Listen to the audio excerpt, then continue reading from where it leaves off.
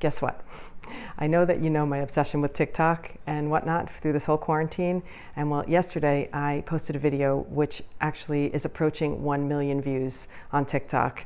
So I think I'm TikTok famous now, and I think I have to go to Hollywood. Just kidding. In reality though, it did prompt me to want to do something New York related today. So I am going to make New York bagels. And I'm very excited about it because I don't really eat bagels often because it's such an indulgence. So I figured, if I'm going to eat a bagel, I want a good one. So I'm taking the time to make the proper style New York bagels. I researched plenty of recipes where you can make quick bagels, but I'm going to do the real deal right here. So stick around and learn with me. Okay, here we go. I'm going to start with 3½ cups of flour. 1, 2, 3 and a half. Next, we're going to add yeast, 2 teaspoons. I have the 2 teaspoon measurer right here, in that goes. And then 1½ tablespoons of sugar. So I've got 1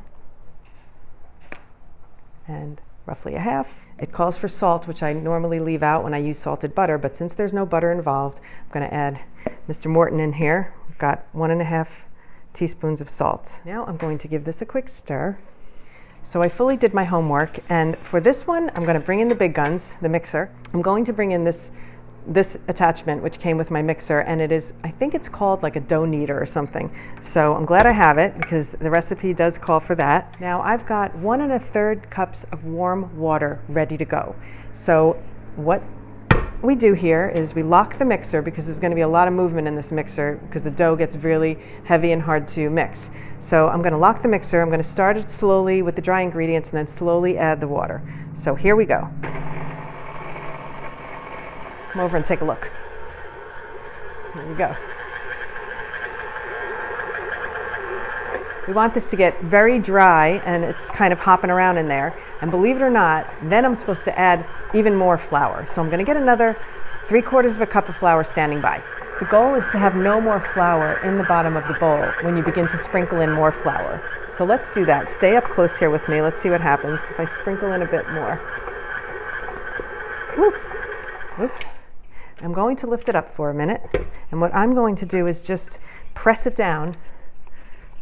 Want to see? I've pressed it down like that, so it now has somewhere to go when we start this up. So let's do it. I'll keep you up here close with me. So now I'm going to sprinkle a little more in there.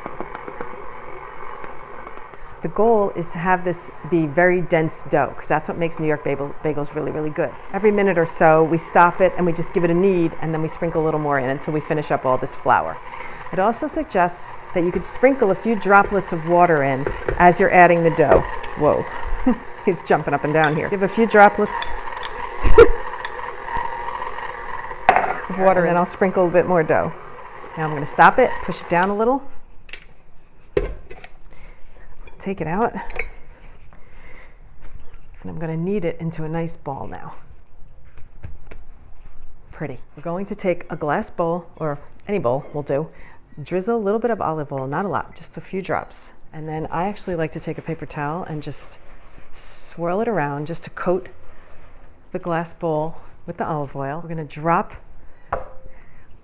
our baby into the bowl. We're going to cover it with saran, and then we're going to take a dish towel and just wrap it like a child. Swaddle our dough, and then we let it sit for an hour. And here's where I make another TikTok that's going to make me famous. Probably not. I think that was a one-hit wonder. Anyway, I'm going to put this out for an hour, and then I'll be back, and we'll get to the next step. I was broken from a young age, taking my soak into the masses, writing my poems for the few that looked at me, to me, to me, feeling me, sinking from heartache, from the pain, taking my message from the veins, speaking my lesson from the brain, seeing the beauty through the pain. Pain, you made me a believer. So the dough has doubled. I'm going to take it out and place it on my cutting board.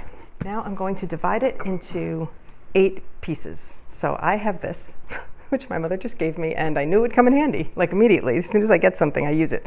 So we're going to cut it down the middle. Now we take each one of these and we're going to roll it, and we're going to form the bagels now. Okay.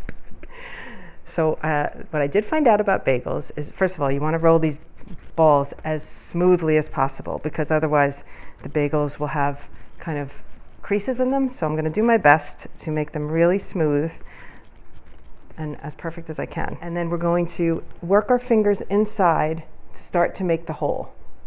So do you know why bagels have holes? Because I did find this out. Because they will cook more evenly. Because if they are, you won't know if the center's done if it was just one big ball. So they came up with the hole for the bagel idea. When you shape the bagel, in my research, make the hole a little bit bigger, because it is going to kind of fluff up again and fill in. So I'm making like about a 1.5 inch hole in my bagel. I'm trying to make it as smooth as possible, but you see, I'm going to have some, you can see that, I'm going to have some creases on them, but I think New York bagels with creases are okay. And then I'm going to set it on the cookie tray, and I'm going to do them one by one just like that. Okay, so here's what I just discovered. Tip. I'm going to call this the pro tip. When you're kneading and rolling the dough, all right, now, I don't know if you can see this, I'll zoom in on it, but I'm squeezing it and I'm making it into a little pouch like this. You see? Almost like a bun that you would get from an Asian restaurant. So I'm squeezing it like that into the middle. And look how smooth it got on that side now. So now if I push my hole, I think I've solved it. Yes. I think I want to do those over now. Oh, yeah. Oh, this is going to be the good bagel now. I might have to redo those. Look how great that looks. That one's nice and smooth. Oh, I want to do the other ones over now. So let's see what that was. All I did was I squeezed it and I pulled all the creases into the center like that, so that I have one clean side like that. And then that I push in to make my hole. That's the way to do it. Okay? We all learned something. I'm going to pick those up and see if I can fix them. What I had before. Come on. Look at the comparison. I'm going to do these over. I'm doing it. Here we go. Now, once these are all set on the cookie tray with the parchment paper, of course, we cover it again and we let it rest for 20 minutes again.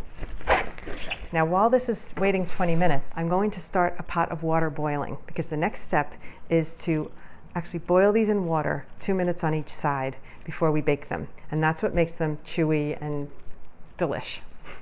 So that's what we're doing next. I'm gonna get my water going. Got my water boiling, and I'm just gonna drop it in. I don't know. Woo. Thought it was supposed to float, but it sunk like a brick. That's scary. Get 4 of them going in there. Oh yeah, they're gonna float right up.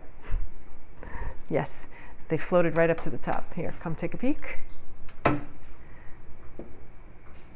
They look like donuts. Maybe that'll be my next episode. I think cider donuts is coming soon, that's for sure. And we'll do 2 minutes, and then I'm going to flip them, and we'll do another 2 minutes. All right, I'm going to flip them now. Here we go. Whoop. Slippery little suckers. These off. Wow, they really fluffed up. I don't know how to get them out of here. Let's try a slotted spoon. I think that's a better strategy. Much better. So now we don't mind that they're wet. We're just going to place them right back onto the cookie sheet.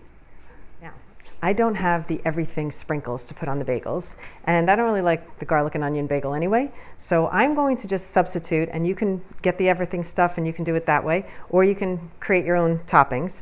But what I'm going to do is I have chopped walnuts, and I'm going to add some salt and pepper to the chopped walnuts. And then I ground up some granola. I have some honey almond granola, and I'm going to add some brown sugar to that. And then that'll be my sweet, and this will be my savory. So I'll have 2 options for the bagel lovers in my house. Add a little salt, whatever, a little pepper to my chopped walnuts. I'm going to take the brown sugar and add it to the granola. I'm going to try one like this. I'm going to just dip it in the egg, and then I'll dip it in the walnuts, and then I'll put it back onto the tray. So I'm just going to do one side like so, then I'm going to dip it like that. It looks good. Missed spot. Let's get that spot. All right, my walnut bagel, and I'm going to place it right back like that. So those are my nuts. Now I'm going to go to my granola. Here we go. We're going to dip. We're going to dip. I don't know which one I'm going to want. I kind of like them both. I suppose you could do it on both sides, but I'm not sure. So I'm just going to start with the top side. You could really get creative with the toppings, I think. Right? Look at that granola bagel. I think it's my new invention. Mothership granola bagels. These are going into a 425 oven for 20 minutes. Fingers crossed, everyone.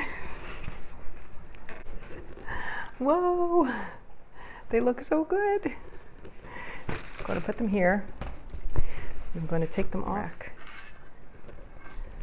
There's the bottom. Pretty, yay! Now's one of those moments I wish I had one of those bagel slicers, but I am going to try and cut one. I'm not even going to let them cool. I'm just going to try it right now. That looks like a New York bagel to me. I'm going to eat it right now. Bye. I like the granola one right now, and it's really yummy. That is delish. There it is up close. Bye.